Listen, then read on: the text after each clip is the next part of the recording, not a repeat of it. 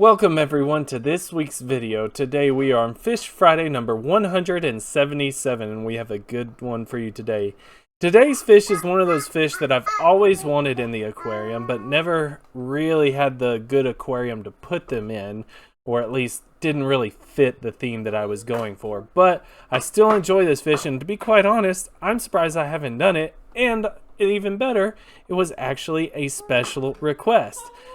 I do have a baby right next to me, and she's gonna do whatever babies do. So if you hear her in the background, sorry but not sorry.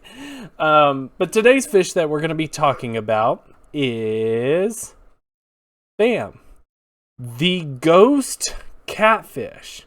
Now the ghost catfish, or scientific name, Cryptopterus vitriolus. Again, that's Cryptopterus vitriolus. It is part of the family Siluridae, which is a very diverse family of catfish. Extremely diverse. More than likely is a family that is very, sort of a conglomeration. I'm not sure how much of a true family Siluridae is, but it's still got some fairly good characteristics, such as no spines on fins and things like that. Now, the ghost catfish is endemic to Thailand, and it is found in the freshwater rivers of the South Isthmus of Kra and the rivers of the Cardamom Mountains. And while I pull that up, because I completely forgot, give me 2 seconds. Oh yeah, how are you? Okay. So, now we can put it back up. So, this right here is the Isthmus of Kra, and the Cardamom Mountains are right here. Now, that's actually fairly interesting because they're found south of this isthmus, so right in here and over here. And there is some actual river systems that go through there, so there might actually be two different species should future genetic work be done. I feel it's a possibility because I don't know if you have a fish here and then a fish here, but they're separated, they may extend, or it may be one species and the range might extend actually. Oops. The range might actually extend all the way through this. And now you can't see it, but the Cardamom Mountains are here. This is the isthmus, so they're found south here. I didn't see any information about them being found up here, but I could be wrong in that.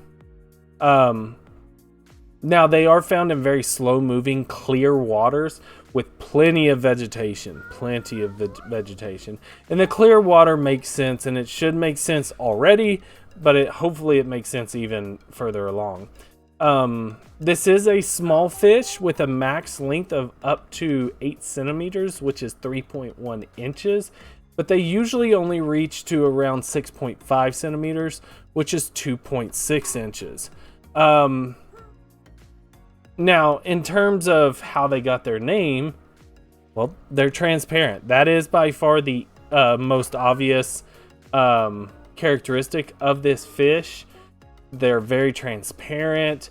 That's where this clear water, I do believe that they probably are found in these crystal clear waters, and the transparency is actually to help them sort of camouflage themselves, or at least make it harder to distinguish where their bodies are, which when you look at other pictures, it's actually fairly difficult to see the outline of this fish.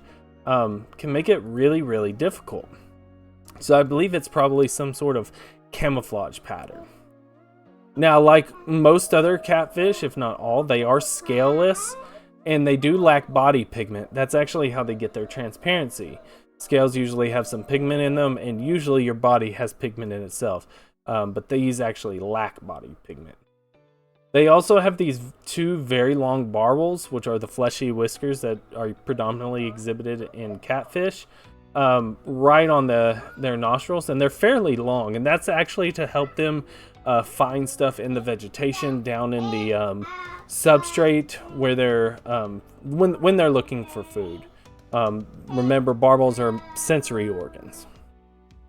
Now it does have a slender body, I think almost eel-like. It would be one way to describe it.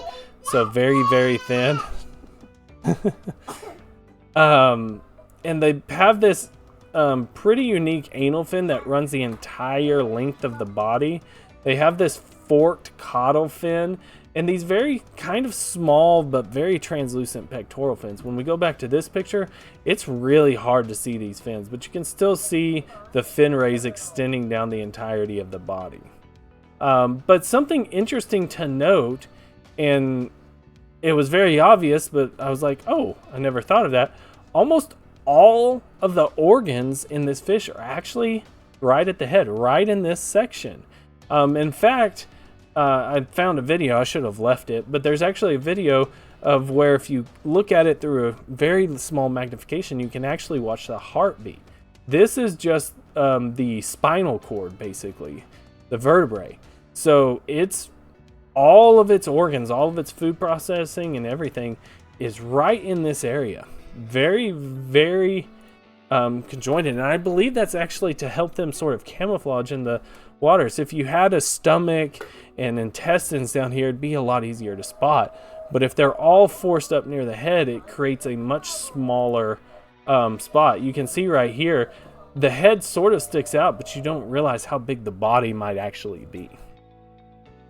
And kind of along this beach picture, they're actually a very peaceful fish, and they're predominantly schooling, which is actually kind of interesting because most other catfish, especially the ones we've talked about, they hang around the bottom of waters much more than these fish do. These catfish are actually free swimming and live more in the mid to upper regions of the water.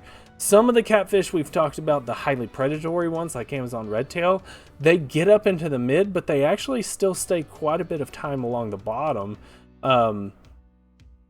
But these seem to spend most of their time mid to high in the water column and then only go down to the bottom if they're potentially looking for food sources down there. Along with this, and definitely helps them with their camouflage, these are a nocturnal species. So if you do have these in an aquarium, it's nice to have it actually a little bit darker than most other aquariums. You kind of want it to be a little bit darker, have lots of vegetation and hiding spots so that they can feel safe and secure. But on a happier note, they are omnivorous, meaning they do take very, very well to sort of your traditional commercially available fish foods. She has found her balloon, so she is going crazy, and now she has her sloth. But now for the interesting fact that we're going to end the video on. If you notice, I have called this the ghost catfish, and a lot of people would actually know this as the glass catfish.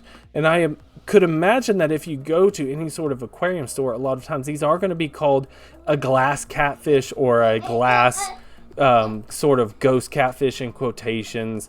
They're used very interchangeably, but there's a reason for that. Up until 1989, it was considered to be the same species as the glass species, or the glass catfish.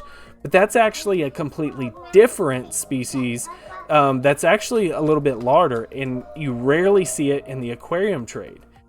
And then not only that, the ghost catfish that was seen in the aquarium trade was believed to be the same as a different species.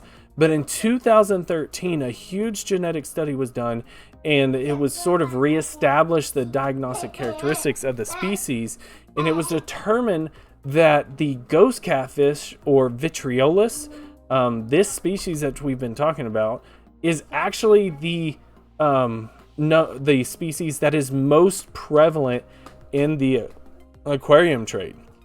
The one that it was getting confused with, which is Cryptopterus minor, is actually only restricted to Borneo, and that species has rarely, if even ever, entered the aquarium trade. And that's one thing that I want to kind of sort of reiterate, is that, you know, scientists are constantly changing species, new discoveries, new genetic studies done. More people look at these loosely defined species.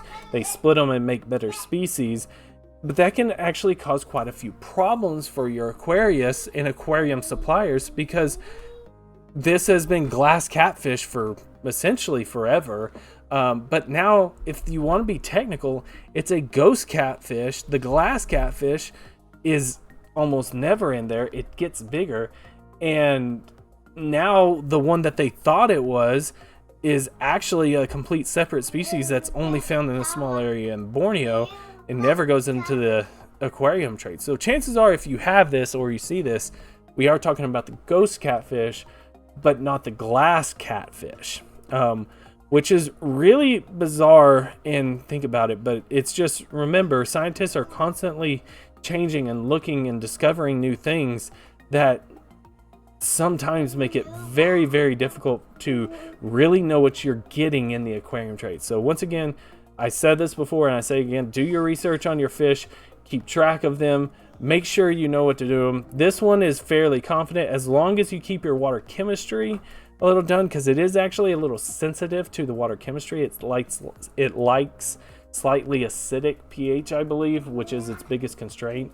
If you can get that on track and that handled right, get enough plants, driftwood, and enough structure in there so that it can hide, you should have no problem enjoying this really unique fish in your aquarium. And I hope you do. I hope you're successful in it. But thank you guys so much again. I really appreciate it. Hope to see you again. If I don't, please be safe. Have a great day. Please leave a like, comment, and subscribe if you do. I'd really appreciate it. Hope to see you again. I hope you enjoyed this video. Regardless, take care of yourselves. Take care of your loved ones. Do you want to say goodbye? Come here. You want to say goodbye to them? No, now you're going to be shy? Well, she is saying goodbye. So, come here. Oh, okay. You're coming? All right. So, let's go big screen for this. All right. Say bye-bye. Bye this way. Bye-bye. Bye-bye. Bye. Bye. All right. Thank you so much again. Happy holiday season if I don't see you again. And I hope you enjoyed this video. And peace. Take care of your loved ones.